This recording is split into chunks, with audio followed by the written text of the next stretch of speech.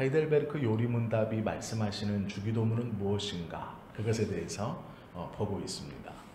지난 시간에는 기도가 하나님과의 교제이다 라는 것을 우리가 함께 들었고요. 우리 하나님이라는 것으로 이 주기도문은 공동체에게 주신 것이며 또한 교회에게 허락해 주신 것이고 하늘에 계신이라는 것으로 하나님은 피조물과 다르고 우리는 하나님과 다르다라는 것을 우리가 좀 보았습니다. 이 주님의 기도문은 처음에 하나님의 이름을 부르는 것으로 시작되어집니다. 그리고 6가지의 기도문이 나옵니다. 즉 간구가 6가지가 있습니다. 하나님께 구하는 것이 6가지가 있는데요. 처음 3개는 하나님에 대한 것이고 뒤에 3개는 우리들에 대한 것입니다.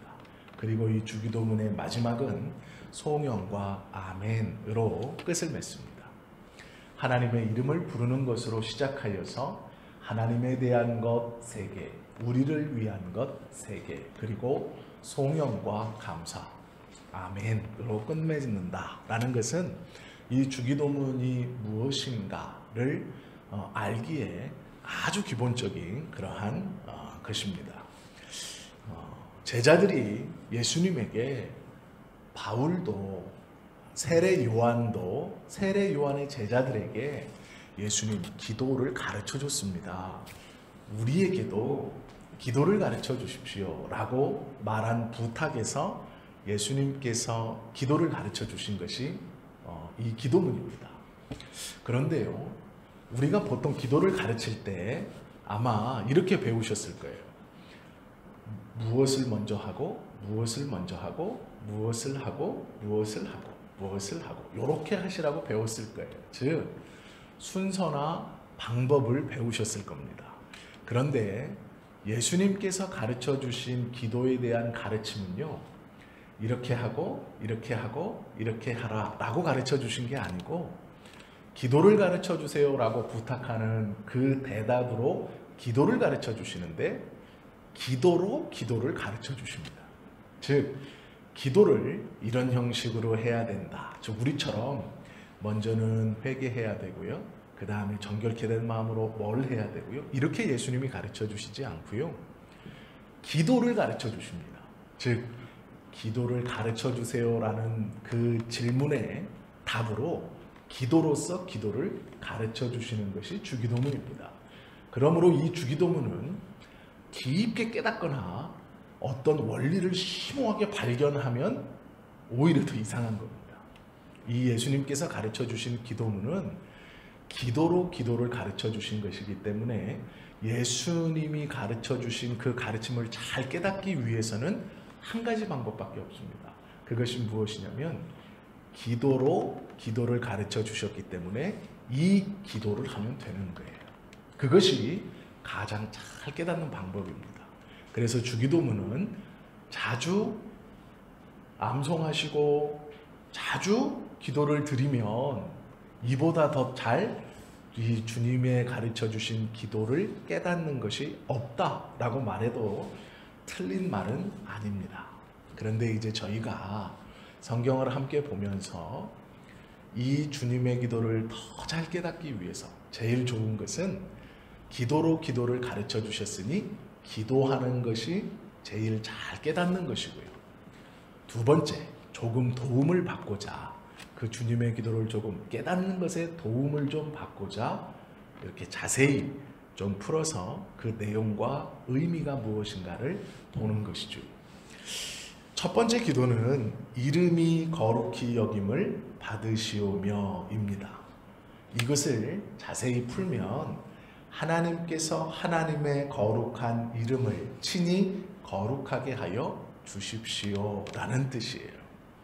아니 그러면 그냥 이렇게 가르쳐 주지 왜 예수님이 이름이 거룩히 여김을 받으시오며 이렇게 가르쳐 주셨는가? 이렇게 질문할 수 있어요. 차라리 처음부터 풀어서 하나님께서 하나님의 거룩한 이름을 친히 거룩하게 하여 주십시오 이렇게 가르쳐 주시면 이해하기도 쉽고 따로 또 배우지도 않아도 되고 얼마나 좋습니까? 라고 할 수 있지만 그렇게 가르쳐 주시지 않은 이유, 정확히 말하면 그렇게 번역되지 못한 이유를 오늘 좀 뒤에서 말씀드리겠습니다. 이 주님의 기도, 이름이 거룩히 여김을 받으시옵소서 라는 것은 세 가지의 의미가 그 안에 있습니다. 첫 번째는 주님을 바르게 알게 해 주십시오 라는 것이 첫 번째고요. 두 번째는 주님을 거룩하게 여기고 경배하고 찬송하게 해 주십시오 라는 것이 두 번째고요. 세 번째는 우리의 모든 삶을 거룩하게 해 주십시오 라는 것이 이름이 거룩히 여김을 받으시오며에 들어있는 세 가지의 큰 의미입니다. 우리가 하나하나씩 볼 겁니다. 주님을 바르게 알게 하여 주십시오 라는 것이 이름이 거룩히 여김을 받으시오며의 핵심입니다. 이게 왜 그러냐면 이 기도를 가르쳐 주시고 이 강구를 시작하시기 전에 예수님이 뭐라 그랬냐면 하늘에 계신 우리 아버지라고 먼저 우리가 기도하는 대상의 호칭과 우리와의 관계에 대해서 명확하게 선언해 주셨습니다. 그러면서 우리가 기도하는 대상은 피조물인 우리와는 다르게 창조주로서 하늘에 계신 구별된 분이고 그분은 하늘에 계실 뿐 아니라 우리의 아버지로 우리와 지금 함께하고 계신다라고 말씀해 주셨습니다. 그리고 나서 첫 번째의 강구가 이름이 거룩히 여김을 받으시오며, 이 말은 우리가 이제 이렇게 예를 들면 됩니다. 어떤 분들이 기도하신다는 간증을 듣거나 얘기를 할 때 이렇게 말씀하세요. 저는 삶에 어떤 문제가 있어서 그것을 가지고 하나님 앞에 열심히 부르짖습니다. 이렇게 말해요. 삶에 문제가 없는 사람은 없지요. 그래서 이 말을 저희가 이제 잘 들으면, 오해 없이 잘 들으면, 삶에 문제가 많으니까 그 문제를 마주치고 그 문제에 부닥쳤을 때마다 하나님께서 그것을 해결시켜 달라고 기도하는 믿음의 사람이구나, 이렇게 말할 수 있어요. 잘못된 것이 아니고 맞습니다. 그런데 이렇게 기도를 시작하는 것은 문제적 기도라고 이야기합니다. 즉 문제에 부딪혔을 때 기도하는 거예요. 믿음이 없는 게 아니죠. 문제에 부딪혔을 때 해결을 하나님께 해달라고 하는 것이기 때문에 믿음이 없다고 말할 수는 없습니다.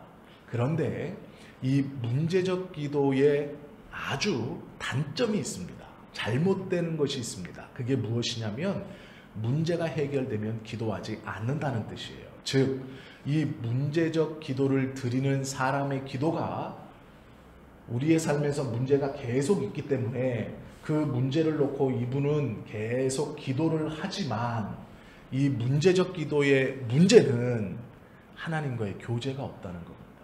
즉, 내 문제만을 하나님 앞에 들고 나가기 때문에 아무리 간절하게 기도하고 또 다른 문제로 그 문제가 응답되어 해결되어서 또 다른 문제로 주님 앞에 간절함으로 나아가지만 남들이 볼 때는 그 기도하는 자세와 그 기도하는 시간과 기도하는 모양을 보고 참 주님 앞에 간절히 기도한다라고 평가받고 말할 수 있지만 이 문제적 기도를 드리는 기도자의 문제는 하나님과의 교제가 없다는 겁니다. 즉, 내 문제를 해결시켜 달라는 것이 첫 번째 의도고 목적이기 때문에 그렇습니다.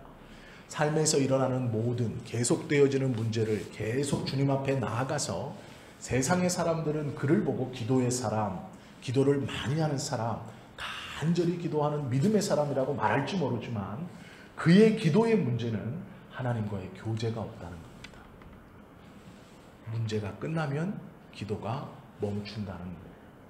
그는 기도하면서 하나님의 의도와 하나님이 누구인지가 궁금하지 않습니다.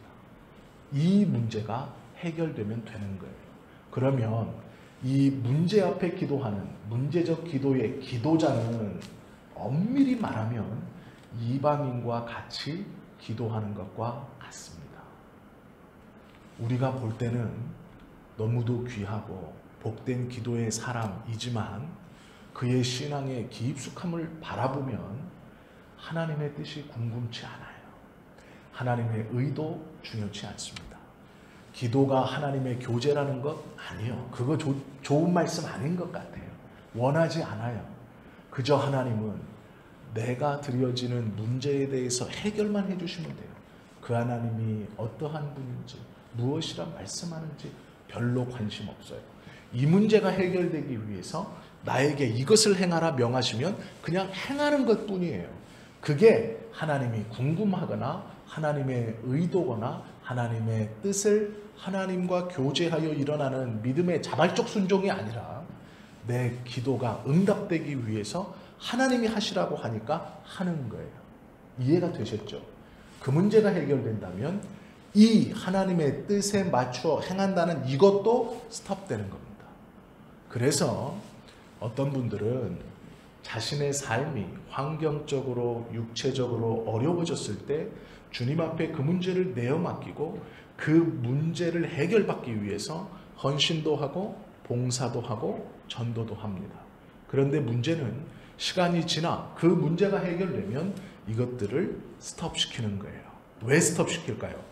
문제 해결을 위해서 했기 때문에 문제가 해결됐으니까 안 하는 거예요. 그러면서 자기 말로 뭐라고 표현하느냐? 하나님이 그만하라고 했어. 내가 이만큼 충성했잖아 라고 하는 거예요.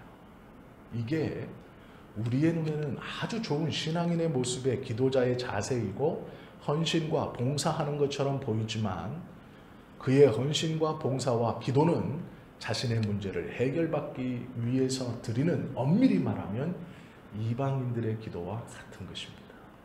우리는 주변에서 이러한 신앙의 모습을 가지고 있는 사람들을 많이 보게 됩니다. 그리고 그들이 믿음이 좋다고 생각하여서 많은 기대를 하게 돼요. 그러나 결정적인 순간에 무너지는 모습들을 우리들이 종종 보죠. 그리고 실망합니다. 왜 그럴까 고민하죠. 고민할 필요 없어요. 그의 기도와 그의 신앙은 문제를 해결받기 위해서 드렸던 것이기 때문에 그렇습니다. 그 문제가 해결되어지기를 원하는 마음으로 그 문제의 해결이 목적이었기 때문에 헌신과 봉사와 순종을 했던 것뿐이에요. 그 문제가 해결되었다고 느꼈기 때문에 안 하는 겁니다. 그의 입장에서 그것은 너무도 당연한 거예요. 또 다른 문제가 닥쳐오면 그는 또 열심히 기도할 것이고 그 문제가 해결받도록 순종과 봉사와 섬김을 또 다른 모양으로 해나갈 겁니다. 사람들은 그러면 그것을 또 믿음이라고 칭찬해 줄 거예요. 그것이 반복되어지면 하나님께서 원하시는 믿음과 기도가 아니라 자기의 기준에 맞는 기도와 신앙생활이 굳어지게 되죠. 혹여 그것을 누가 지적해주면 너는 내가 하나님 앞에 얼마나 큰 은혜를 받았는지 몰라서 그래라고 되받아칩니다. 엄밀히 말하면 그것은 성경적인 믿음과 기도가 아닙니다. 이방인들도 그렇게 기도합니다. 첫 번째, 이름이 거룩히 여김을 받으시며의 첫 번째는 무엇보다 하나님을 바르게 알아가기를 위하는 간구입니다. 하나님의 이름이 그럼 무엇이길래 하나님의 이름이 거룩히 여김을 받는 것이 하나님을 알아가는 것일까요? 우리가 이제 이것을 보면 됩니다. 하나님은 성경에 그러셨어요.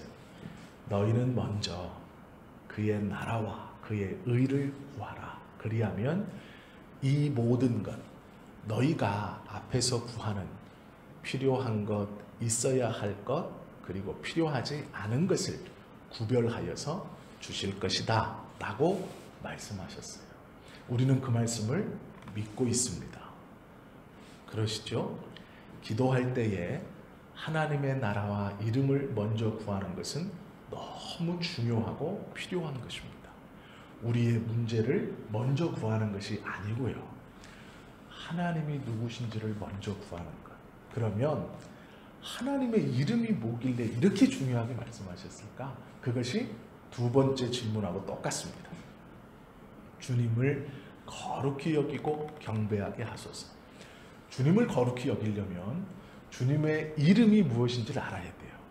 십계명에서도 내 이름을 망령되이 일컫지 말라 우리가 배웠습니다. 그러면 하나님의 이름을 망령되이 일컫는 게 무엇일까? 우리는 이미 알고 있어요. 분명히 나왔기 때문이죠, 성경에. 근데 제가 예를 들어서 이해를 조금 더 돕게 설명을 드려보겠습니다. 이런 거예요. 어떠한 사람이 암에 걸렸습니다. 그래서 예수님의 이름으로 하나님 앞에 간절히 기도했어요. 우리가 이제 착각하시는 게 있는데요. 기도를 예수님께 드리는 게 아니에요.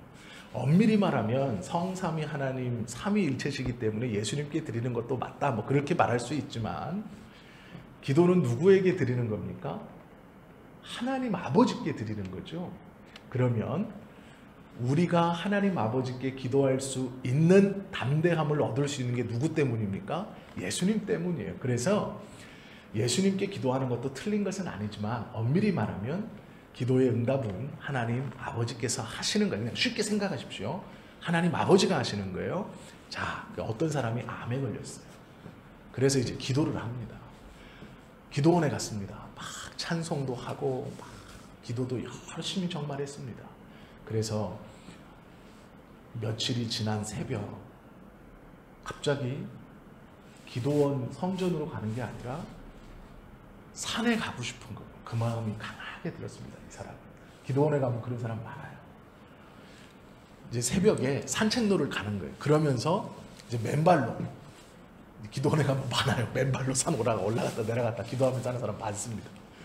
이제 맨발로, 이제 그거를 봤는지 뭐 그건 중요하지 않고 제가 예를 든 겁니다. 맨발로 이제 산을, 그 새벽 이슬이 이렇게 맺혀져 있는 그 기도원 산을 이렇게 걸어가는 거예요. 그러면서 기도하겠죠. 그런데 참 이게요, 정신이 번쩍번쩍 듭니다. 왜 그러냐면 이게 맨발이라는데 이슬이 맺혀져 있는 그 땅, 아무도 밟지 않는 그 땅을 밟으면요, 이 차가움이, 이게 정신이 번쩍번쩍 깰 정도로 한 발 한 발 내딜 때마다 그 차가움이 있어요. 저도 해봤기 때문에 압니다.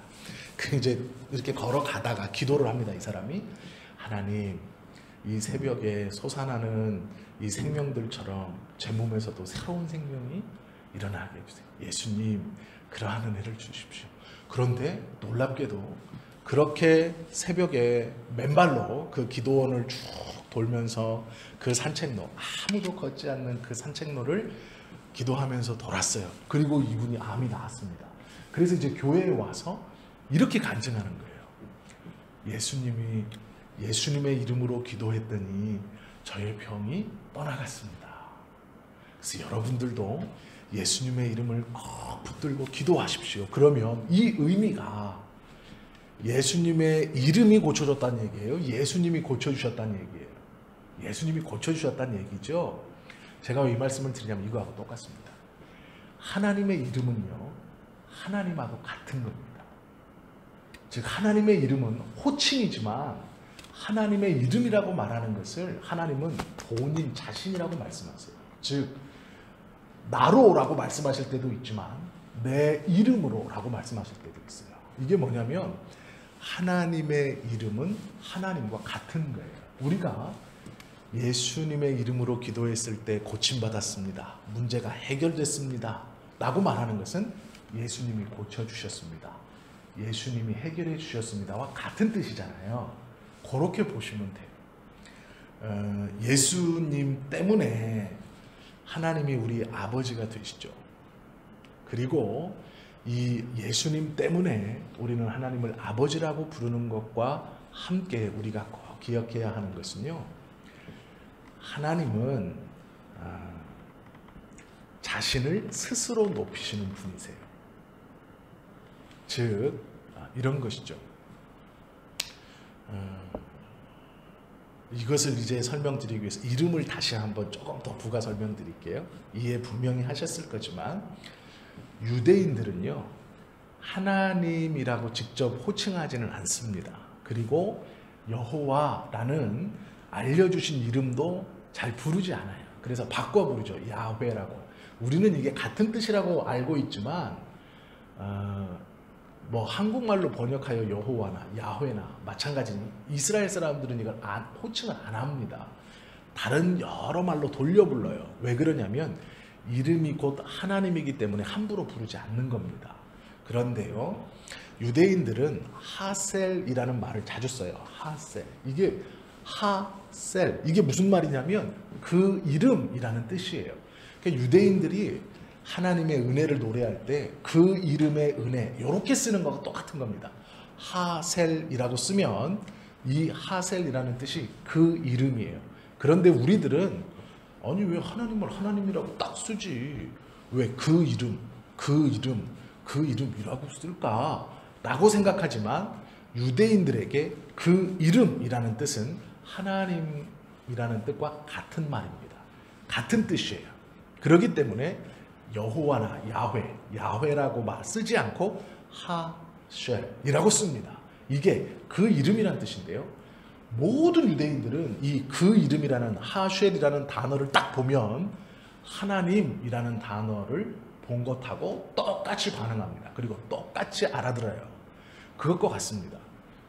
그 이름이라는 말은 하나님을 뜻해요. 왜 제가 이 설명을 드리냐면 이름이 하나님을 나타낸다는 것을 알아야 하나님의 이름이 거룩히 여김을 받는다라는 것은 하나님이 거룩히 여김을 받는다라는 뜻인데요. 우리말로 풀면 그런데 레위기 10장 3절에 보면 나는 나를 가까이 하는 중에 여기서 보면 내가 거룩하다 함을 얻겠고 온 백성 앞에 내가 영광을 얻으리라 이렇게 말해요.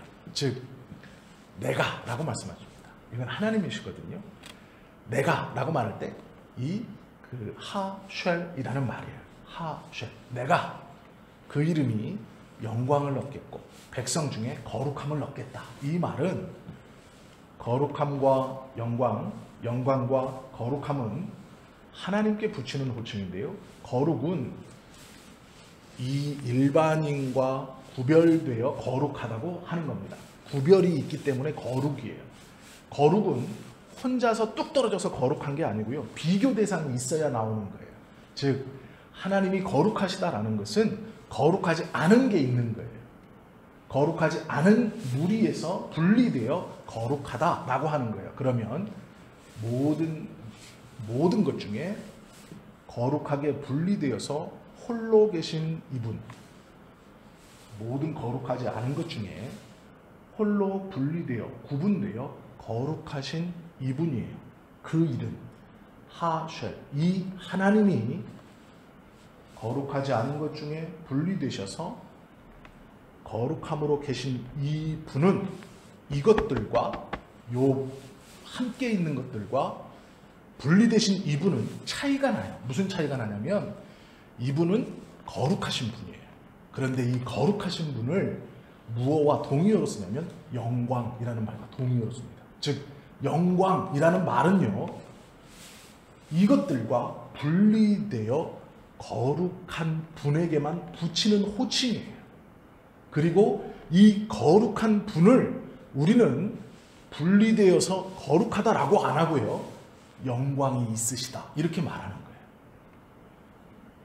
이 설명을 이해를 하시면 이 본문이 편합니다. 즉 하나님의 이름은 하나님과 동일한 것인데 거룩하지 못한 것들에서 분리되셔서 홀로 거룩하게 계시는 이분을 우리가 보면서 아 거룩한 분이구나 라고 하는 게 아니고요 영광이 있구나 이렇게 말하는 거예요. 그러면 나중에 예수님께서 우리들을 보고 뭐라 그러셨냐면 영광 중에 라고 말했어요. 영광 중에 우리를 보고도 영광 중에 이렇게 말씀하셨거든요. 그러면 우리가 나중에 어떻게 된다는 거예요? 거룩하지 않은 것들에서 분리되어서 어떻게 된다고요? 거룩하게 되는 거예요. 이게 거룩하게 된다라는 이 말은 거룩하신 분 이게 아니라 영광이 있으시구나 이 뜻이에요. 성경에서 말씀하시는 것은 그렇기 때문에 나중에 여기서 주님의 이름이 거룩히 여김을 받으시오며 라는 말은 하나님은 스스로 영광이 있으시구나. 하나님은 스스로 영광을 보이시는구나. 이 말은 분리되어 계시는구나. 이런 의미예요. 그러면 하늘에 계신 우리 아버지 이름이 거룩히 여김을 받으시오며 하나님 스스로 거룩하게 분리되어 영광이 있으십니다 라는 뜻이에요. 즉 이 말은 나중에 우리가 그 영광에 참여한다는, 분리되어 참여한다는 뜻도 되는 것이죠. 그리고 하나님을 보고 거룩하지 않은 자가 거룩한 것을 보고 아 거룩하다라고 말할 수 없어요. 그러면 거룩하지 않은, 이 구분되지 않은 우리는 그 거룩하신 그분을 보고 거룩하다, 거룩하지 않다 이렇게 말할 수 있는 자격이 없고요. 영광이 있으시구나 이렇게 말하는 거예요. 그래서 주님은 영광 가운데 쌓여 있다라고 표현하는 겁니다. 이게 성경에서 가르쳐주는 거룩과 영광이에요. 그러면 거룩과 영광은 하나님께만 붙일 수 있는 말이고요. 우리의 판단으로 하는 게 아니에요. 그렇기 때문에 하나님은 우리가 하나님을 더욱더 거룩하게 만들거나 우리가 하나님을 더욱더 영광스럽게 하는 게 아니라는 거예요. 하나님은 스스로 온전히 거룩하시고 완전히 영광 가운데 계신 분이에요. 그걸 우리가 높인다고 해서 영광이 더 올라가고 우리가 무시한다고 해서 영광이 낮아지고 하는 게 아닙니다. 이미 하나님은 스스로 거룩하게 구별되셔서 그 영광 가운데 계신 분이에요. 이게 우리가 어떻다고 하는 게 아니에요. 이 말은 우리의 감정이나 우리의 환경이나 내 생각이나 여건에 따라 이분의 영광을 고백하고 고백하지 않고가 아니라 무조건 고백하는 거예요. 고백해야 되는 겁니다. 이것이 찬송이고 경배이고 송영이에요. 내 상황과 여건을 떠나서 그것에 영향받지 않으시는 하나님은 스스로 당신을 영광 가운데 있게 하시니 우리는 그것을 언제나 고백해야 된다는 가르침이 이름이 거룩히 여김을 받으시오며 그 이름이 영광을, 하나님 스스로 영광을 받으십시오라는 말과 같은 말이에요. 그것이 맞는 해석인데요. 이 영광은 예수님께서는 이 하나님의 영광을 위해서 우리를 구원해 주신 것이죠. 그럼 우리는 그 구원을 받았으니 언제나 하나님의 영광을 노래해야 되는 거예요. 언제나 그 하나님의 영광을 인정할 수밖에 없어요. 왜요? 예수님의 구원의 사건은 하나님의 영광을 위한 것이고 스스로 하나님은 우리를 구원하심으로 당신의 영광을 스스로 가지고 계신 거예요. 그렇기 때문에 우리는 구원받은 자라면 하나님의 영광을 부정하거나 내 상황과 여건에 맞춰서 그 영광의 농도를 낮게 하거나 옅게 할 수 없다는 거예요. 항상 최선의 영광으로 하나님께 돌려야 한다라는 것이죠. 거룩히 여김을 받는 것은 사역과 관련이 있어요. 하나님을 어떻게 볼 것인가. 에스겔 36장 23절에 보면 너희가 그들 중에서 더럽힌 나의 큰 이름을 내가 거룩하게 할지라 이 말씀이 있어요. 너희가 그들 중에서 더럽힌 나의 큰 이름, 이게 무슨 말이냐면요, 이스라엘 백성들이 하나님의 구원을, 아브라함으로부터 하나님의 구원과 내 백성이라는 선언을 받았습니다. 그러면 세상에서 그들은 구별됐어야 합니다. 거룩하게 됐어야 돼요. 쉬운 말로 구별되게 살았어야 됩니다. 하나님을 잘 숨기면서 그 하나님의 말씀을 잘 지키고 살았어야 돼요. 그런데 무엇이었냐면 그 하나님의 이름을 더럽혔다. 큰 이름을 크게 더럽혔다라고 말씀하세요. 이것은 이방신을 섬기고 우상을 숭배하면서 그들 스스로가 하나님을 배반하고 그 죄악으로 지금 포로로 끌려간 거예요. 바벨론에. 그때 에스겔 선지자를 통해서 하나님이 뭐라고 그러냐면 너희가 더럽힌 그 이름을 내가 깨끗하게 해서 다시 거룩하게 하겠다라는 말은 무슨 얘기냐면 내가 너희를 거기서 건져내어서 다시 아브라함 때에 주었던 그 자유, 그 해방을 너희에게 주겠다. 그 이유는 너희가 더럽힌 그 이름을 내가 다시 거룩하게 하기 위해서다 라고 말씀하세요. 이게 무엇이냐면 예수님께서 죄로 인하여 사망의 종로로 타며 죽을 수밖에 없는 우리들을 구원하여서 십자가에 죽으심으로 구원하신 것은 하나님의 더럽혀진, 우리가 더럽힌 그 이름을 하나님 스스로 거룩하게 다시 구별하시는 행위예요. 이 말은요, 우리가 아무런 것도 없는데 하나님이 일방적으로 죄인인 우리에게 값도 요구하지 않으시고 우리를 구원하지 않았습니까? 그래서 우리는 그것을 값없이 받지 않았습니까? 그러면 질문을 해야 됩니다. 도대체 하나님은 값없이 그것을 왜 주셨는가? 라는 질문이 있어야 돼요. 그러면 우리는 쉽게 말합니다. 그래서 하나님이 사랑인 거야. 그 이유는 궁금하지도 않고 알고 싶지도 않고 알 수도 없어요. 그렇게 생각합니다. 하나님 뜻이지. 하나님 마음 아닐까? 하나님이 창조했는데 타락했으니까 우리를 사랑하시니까 이렇게 아닐까? 이렇게만 막연하게 알고 있어요. 틀린 말은 아닙니다. 그러나 주기도문을 가만히 묵상하면 예수님께서 십자가에 지심은 하나님의 사랑 안에서 그 사랑을 실천하시고자 그 언약 백성을 회복시키고 그 언약 안에 우리를 붙들어 놓고자 언약대로 십자가를 지심이 맞아요.